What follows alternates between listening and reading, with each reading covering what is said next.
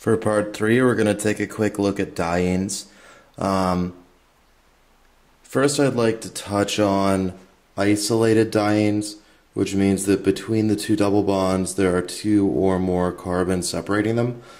These react in much the same way as you saw reactions occurring in our reactions of alkenes video. The only thing to keep in mind that separates a normal reaction of an alkene with a reaction of an isolated diene is that there are circumstances where, because of carbocation stability in the reactions where there was carbocation formation, one of the dienes will react faster than the other, giving a major product. If you had one equivalent of HBr, for example, added to this diene, if you were to react it with this guy over here, you would end up with at best a 2' carbocation. Here you can get a tertiary one, so your major product is going to be as follows, unless of course you have an excess of HBr, in which case both dienes would react. Conjugated dienes get a little bit trickier because you can get things a 1,2 addition product or a 1,4 addition product, depending on the conditions. The first step in any of them before you start deciding between 1,2 and 1,4 is look at the carbocation stability. In this reaction particularly, as in this reaction, you're not going to be pulling off a hydrogen, or you're not going to be putting your initial hydrogen on here, because you're going to end up with at best a 2' carbocation, which isn't good. So the first step is you pick the one where you can get the most substituted, or the most stable carbocation. After you've done that, you have to think a little bit about resonance. In this, these are the two resonance structures. The double bond can pop over, leaving you with a primary carbocation. Now this, of course, is energetically unfavorable to begin with, but if it's hot enough it will happen. The next step is the addition of the Br-. This is where you look at the products. There are two things to consider. The first thing to consider is which one will form faster. Obviously, since this is already there after our first step, and our second step, if we went via this route, would have to create a 1' carbocation. This method is faster, but there's a problem with that. I'm going to take a little aside and go to the board to talk about the stability of alkenes. You may or may not remember this, but when you have an alkene, there are two carbons that are double bound together. The more carbons there are attached to those carbons, the more stable the alkene is going to be. The top one on the board is the most stable, and the bottom one is the least stable. So back to our example. The 1,2 product formed a lot faster, and it didn't involve a primary carbocation. The problem with it is it's a relatively unstable alkene. If you look at the board, that's our bottom one right there. It's least stable. The other one, however, is fairly stable. That's something more like this guy right here. So,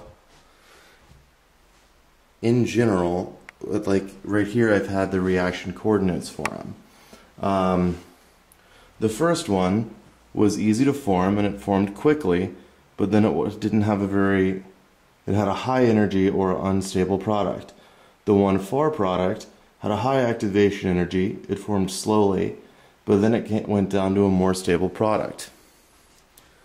In order to get the first one, or the 1,2 product, to form, it being 1,2, because if you number from the first carbon of the double bond, 1, 2, 3, 4, you added a hydrogen to the number 1 spot and a bromine to the number 2 spot.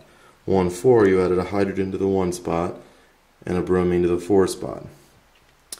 But if you cool this reaction down quite a bit, say negative 80 degrees Celsius. Then what you're going to see is that the molecules take the path of least resistance over this hump, they get to the 1,2 product, and then they don't have enough energy to backtrack.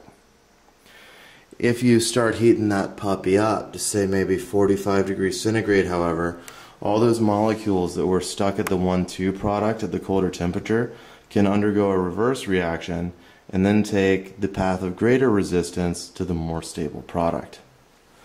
And those are 1,2 and 1,4 addition.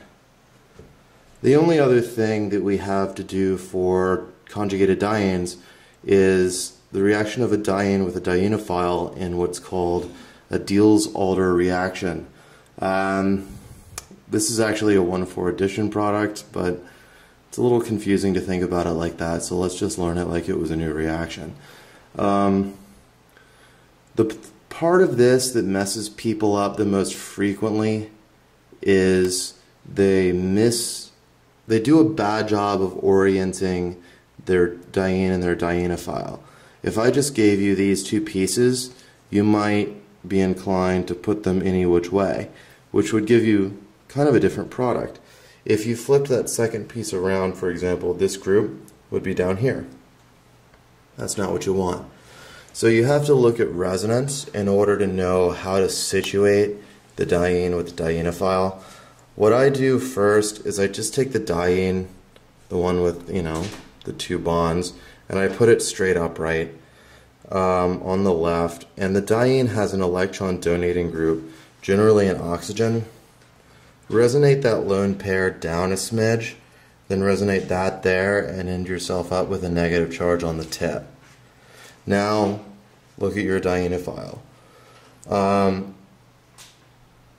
When you have a double bond O group like ketone, aldehyde, you can create a double bond to the carbon as long as you can push that lone pair up onto the oxygen. This is an electron withdrawing group. When this double bond resonates to there, creating the lone pair up in the oxygen, you end up with a positive charge.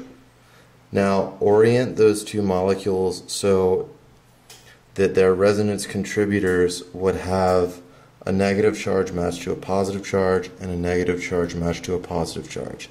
That's how they're going to react. See, that's how I have them oriented right here.